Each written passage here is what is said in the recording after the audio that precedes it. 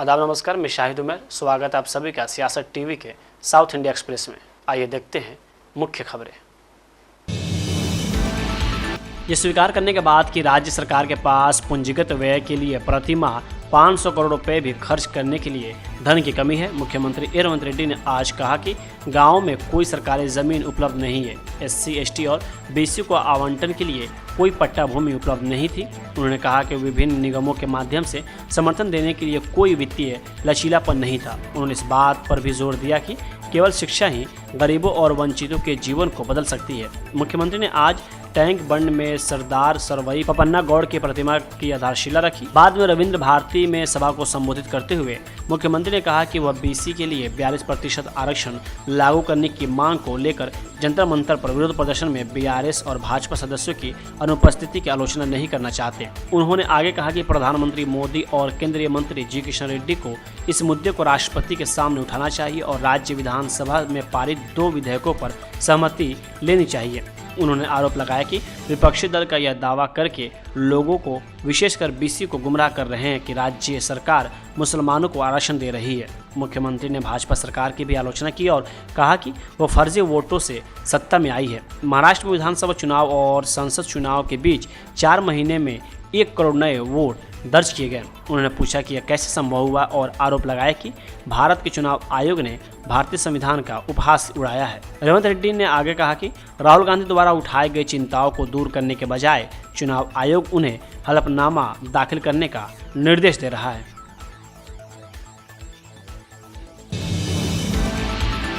BRS के कार्यकारी अध्यक्ष KT रामाराव ने आज राज्य में खराब स्वच्छता के लिए तेलंगाना सरकार की आलोचना की। KTR ने कहा कि खराब स्वच्छता राज्य नगर पालिका और स्वास्थ्य विभागों के बीच समन्वय की कमी के कारण है। उन्होंने कहा कि हैदराबाद शहर और राज्य के अन्य कस्बों में हर जगह सीवेज के पानी और कूड़े के ढेर से बदबू आ रही है। उन्होंने कांग्रेस सरकार पर निशाना साधते हुए कचरा सरकार भी कहा। X पर पोस्ट में तेलंगाना के पूर्व मंत्री ने कहा कि इस बरसात के मौसम में मौसमी बीमारियां व्याप्त हैं और लोगों को कई कठिनाइयों का सामना करना पड़ रहा है।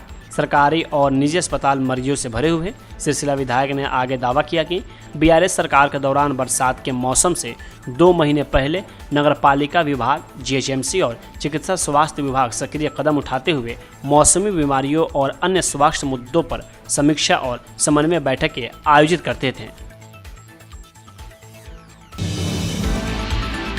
तेलंगाना के IT मंत्री D श्रीधर बाबू ने आज रामनाथपुर में रविवार को बिजली का करंट लगने से 5 लोगों की मौत की जांच के आदेश दिए हैं। यह घटना उप्पल पुलिस स्टेशन क्षेत्र के अंतर्गत गोकुल नगर रामनाथपुर के कृष्ण जन्माष्टमी शोभा यात्रा के दौरान हुई। रंगारेड्डी जिले के प्रभारी श्रीधर बाबू ने एक बयान में कहा कि जानमाल की हानि और कई अन्य लोगों के घायल होने को बेहद दुर्भाग्यपूर्ण बताया गया है। रिपोर्ट के मुताबिक मंत्री ने पीड़ितों के परिवार के प्रति अपनी संवेदना व्यक्त की और आश्वासन दिया है कि तेलंगाना सरकार उन्हें हर संभव सहायता देगी। उन्होंने अधिकारियों से घटना की व्यापक जांच करने और जिम्मेदार लोगों के खिलाफ सख्त कार्रवाई करने को कहा है। उन्होंने अधिकारियों को सुनिश्चित करने का निर्देश दिया है कि ऐसी दुखद घटनाएं दोबारा न हो और सार्वजनिक समारोहों के दौरान सुरक्षा मानकों पर विशेष ध्यान दे। वही आपको बता दें कि रविवार रात उप्पल के गोकुल नगर रामनाथपुर में श्री कृष्ण शोभा यात्रा के दौरान करंट लगने से 5 लोगों की मौत हो गई।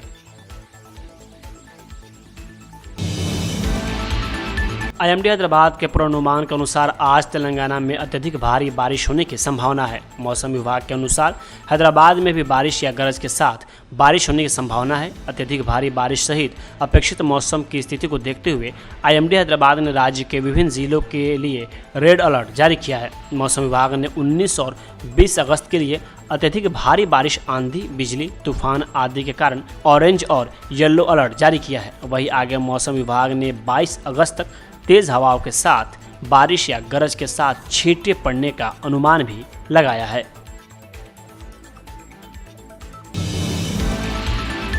रथ के बिजली के तार से टकराने से 5 लोगों की मौत और 4 के घायल होने पर एक मृत के परिवार के सदस्य साई किरण ने बताया कि कल रात मेरे चचेरे भाई की बिजली के झटके के कारण जान चली गई। जैसे ही यात्रा समाप्त होने वाली थी, यहाँ कुछ तार थे जिसके कारण 9 से 14 लोगों को बिजली का झटका लगा, लेकिन 5 लोगों की मौके पर ही मौत हो गई। मेरा कजिन कल रात 12:23 को एक शॉक इंसिडेंट में मर गया था। तो वो उसका जो इन्फॉर्मेशन वो मेरे को मालूम हुआ कि यहाँ से हम लोग हर एक साल कृष्णाष्टमी का महोत्सव बनाते हैं। तो वो कृष्णाष्टमी के दिन हम लोग कृष्ण भगवान को ऐसी गलियों में घुमाकर कराकर लास्ट यादव संगम जो पॉइंट है ना वहीं पर लाके एंड कर देते थे। तो ये एंड करने के समय में ये एग्जैक्टली एक 50 मीटर्स का करीब दूर में थे। तो सडनली ऑल ऑफ सडन यहाँ वो जो जिप्सी देख रहे ना, वो जिप्सी सडनली ब्रेक डाउन हो गया, वो मूव भी नहीं हो रहा। तो उसके बाद अपन को तो अभी लेट हो रहा, अभी जल्दी खत्म कर देना, पुलिस वाले जल्दी खत्म करो बोल के उन लोगों का प्रेशर भी एक था। फिर वो इसके रीजन से वो लोग पूरे वहाँ से ढकलते हुए ला रहे थे। ऑल ऑफ सडन यहाँ रुकते कि वो जो वायर लगते कि एक सेकंड में पूरे नियर टू 9 to 14 मेंबर्स तक लगा था, मगर थोड़े लोग फाइबर पकड़ने से थोड़ा बच गए थे। जो मेन टॉर्चर आयरन का था वो ढकलते लोग 5 लोग थे। वो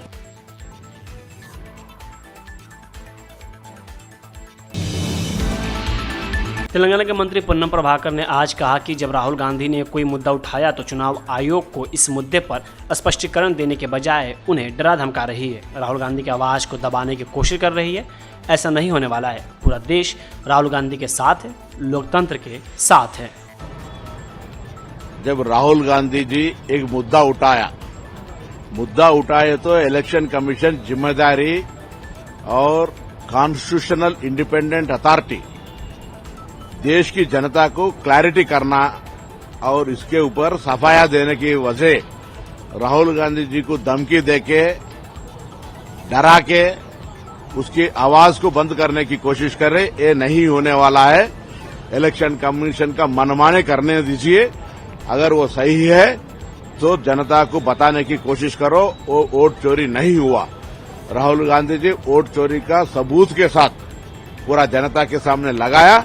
इसके ऊपर एक्सप्लेनेशन देने के लिए अगर इलेक्शन कमीशन के पास ताकत है तो वो दिखाने की कोशिश करो। उसके अलावा जो इलेक्शन कमीशन का जो इंडिपेंडेंट कॉन्स्टिट्यूशनल बॉडी है वो दबाव में आके भारतीय जनता पार्टी का फ्रंटल ऑर्गेनाइजेशन जैसा काम करते हुए राहुल गांधी जी को डराए तो यहाँ कोई खामोशी बैठने वाला नहीं है। देश पूरा राहुल गांधी जी के साथ है, डेमोक्रेसी के साथ है। कॉन्स्टिट्यूशन को कायम करने के लिए नफरत छोड़ के भारत जोड़ने के काम में है। हम आपकी बातों से डरने वाला नहीं है।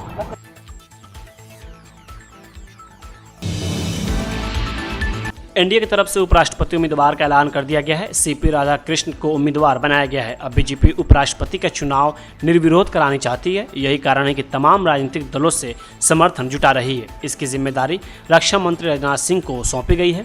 इसके तहत राजनाथ सिंह और जगनमोहन रेड्डी के बीच बातचीत होने की खबरें सामने आई है। वाईएसआरसीपी ने उपराष्ट्रपति पद के उम्मीदवार के तौर पर सीपी राधाकृष्ण को समर्थन देने का फैसला किया है। वाईएसआरसीपी के 7 सांसद राज्यसभा में हैं और 4 सांसद लोकसभा में हैं, जिनमें से 1 लोकसभा सांसद इस समय जेल में है। इससे पहले आंध्र प्रदेश के मुख्यमंत्री एन चंद्रबाबू नायडू ने गठबंधन के उपराष्ट्रपति पद के उम्मीदवार के रूप में महाराष्ट्र के राज्यपाल सीपी राधाकृष्ण को उम्मीदवार बनाए जाने के फैसले का स्वागत किया है। राजनाथ सिंह लगातार तमाम राजनीतिक दलों का समर्थन जुटाने में लगे हुए हैं। बहुप्रतीक्षित हेब्बाल फ्लाईओवर विस्तार का उद्घाटन आज मुख्यमंत्री सिद्धरमैया और उप मुख्यमंत्री डीके शिवकुमार ने किया, जिससे उत्तरी बेंगलुरु में गंभीर यातायात भीड़ से जूझ रहे यात्रियों को काफ़ी राहत मिली। 80 करोड़ की लागत से बना 700 मीटर लंबा फ्लाईओवर सिर्फ 7 महीने में बनकर तैयार हो गया।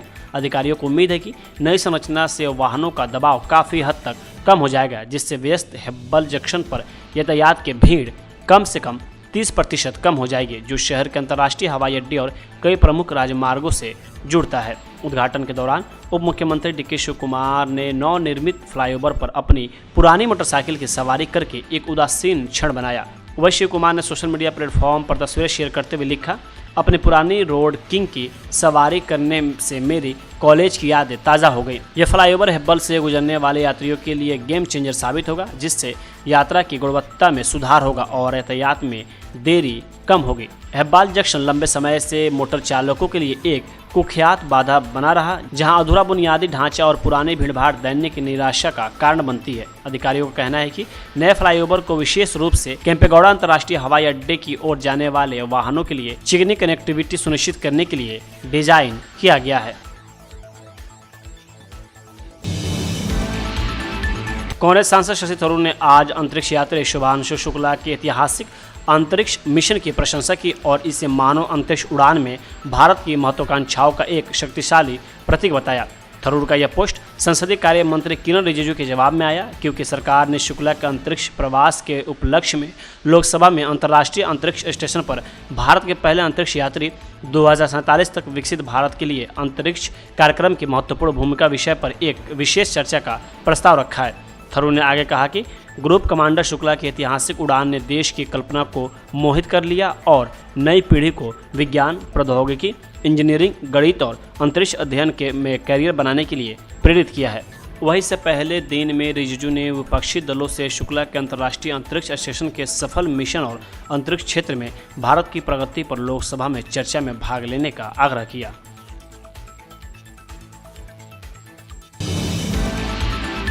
विपक्ष के उपराष्ट्रपति पद के उम्मीदवार पर कांग्रेस सांसद नसीर हुसैन ने कहा कि विपक्षी दल आपस में बात कर रहे हैं, जो भी तय होगा हम आपको बता देंगे। वहीं उन्होंने ये भी कहा कि हम स्पष्ट रूप से कह रहे हैं कि स्वतंत्र और निष्पक्ष चुनाव कराना, समान अवसर प्रदान करना, सभी को वोट देने के अधिकार की रक्षा करना और एक स्वच्छ मतदाता सूची प्रदान करना और पारदर्शिता के साथ चुनाव कराना चुनाव आयोग का काम है। कह रहे हैं कि इलेक्शन कमीशन का काम है कि फ्री एंड फेयर इलेक्शंस करवाएं, लेवल प्लेइंग फील्ड करें, सबके वोट का अधिकार जो है उसको प्रोटेक्ट करें और साथ ही साथ में हाइजेनिक वोटर लिस्ट सामने प्रोवाइड करें, ट्रांसपेरेंसी के तहत इलेक्शन कमीशन इलेक्शंस करवाएं। जो सवाल हम लोगों ने रेस किए हैं, जो सुप्रीम कोर्ट उसको अलग अलग केसेस में उसको वैलिडेट की है, उस सवाल को एड्रेस करने के बजाय अपोजिशन पार्टीज़ के लीडर्स के खिलाफ आरोप करना, डराना, धमकाना और साथ में उनको उल्टा सवाल पूछने की प्रक्रिया जो शुरू हुई, इसको ख़त्म करना चाहिए।